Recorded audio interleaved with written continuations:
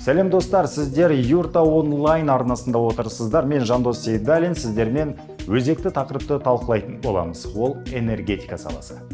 Энергетикадағы жаңа перспективалық жобалар.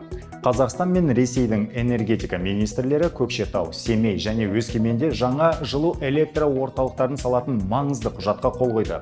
Бұл өте уақытылы шешім. Өйткені барлық үш жылу электро орталықтары кеңес заманынан бері жұмыс істейді және іс жүзінде толығымен тозған. Сонымен қатар Көкшетау жылу электр станциясы қала қажеттіліктерінің 25%-ын ғана жабады. Бұл Қазақстанда орталықтандырылған ыстық сумен қамтамасыз етілмеген жалғыз қала. Қыс мезгілінде қыста жылудың болмауынан Қазақстан қалаларында көптеген адамдар зардап шеккен апаттар туралы бәріміз білеміз. 2022 жылы осы үш жылу электр орталықтарының құрылысы бойынша тендер жарияланды. Оның ережелеріне сәйкес жоба құнының кемінде 30%-ның көлемінде өз қаражатын салу талап етілді. Ол кезде бірде-бір компания өзінің қатысуы туралы мәлімдеме жасаған жоқ. Ресейлік компаниялар бұл шартпен келіседі және қаржы салуға дайын. Ресейден газ құбырын салуға көп уақыт қажеттіліктен жаңа электр станциялары көмірмен жұмыс істейтін болады. Яғни Қазақстан өз ресурстарының есебінен электр энергиясының көлемін ұлғайту мәселесін шешеді. Табиғи газға келетін болсақ, ресейлік Газпром Қазақстанмен және Орталық Азияның басқа да елдермен ынтымақтастықты жоспарлаудың 15 жылдық көк жиегіне шығуды жоспарлап отырғаны белгілі болды. Бұл туралы ресейлік компанияның басқарма төрағасы Алексей Миллер мәлімдеді. Миллердің айтуынша, бұрын Ресейдің газ саласындағы аймақ елдерімен ынтымақтастығын қысқа мерзімді деп атауға болады.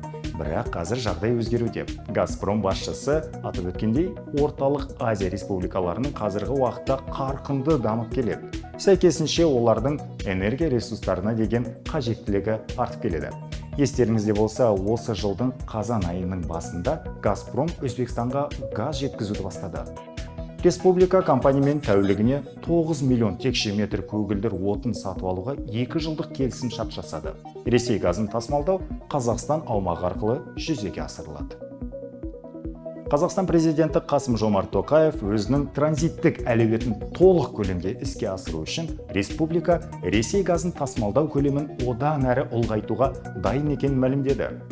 Қазақстан 140-145 мың тонна сұйылтылған көмірсутек газын тұтынады, ал 130-135 мың газ өндіреді. Қазақстан ресейлік Қазросгаз энергетика министрінің орынбасары Әлібек Жамауов 2024 жылдан бастап компания айына 90 мың тоннадан отын жіберетін бастайтынын айтты.